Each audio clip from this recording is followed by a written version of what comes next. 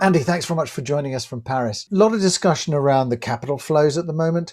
What are you seeing, particularly in terms of that Japanese capital looking cross-border, but also into Europe? Japanese capital I'm very familiar with because Europa is 75% owned by Mitsubishi Estate Company.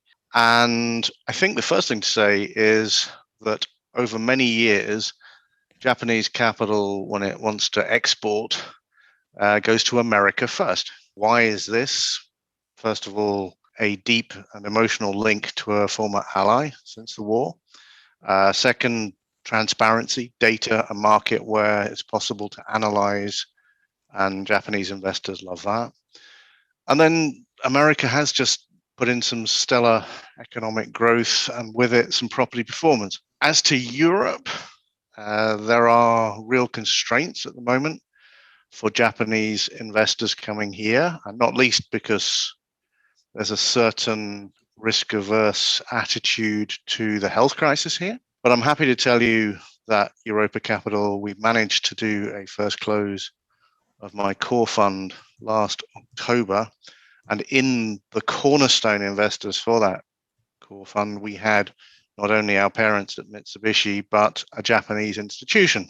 So it's possible, but particularly for the fund model rather than direct investment. Just looking at, I suppose, the French market, you're based there in Paris, Andy. What are you seeing in terms of the capital flows and the demand? So no doubt that for the minute, domestic investors are leading the way. International players who probably year in, year out make up 30 to 40% of the universe are doing some deals, but mainly on the core end of the spectrum. But the domestics are leading the charge at the moment, as indeed in most of the countries across continental Europe. And in terms of the sectors, Andy, what are people looking at? As elsewhere, living and logistics are the flavor of the year. And here in Paris with the Grand Paris, residential being one of the main focuses of that.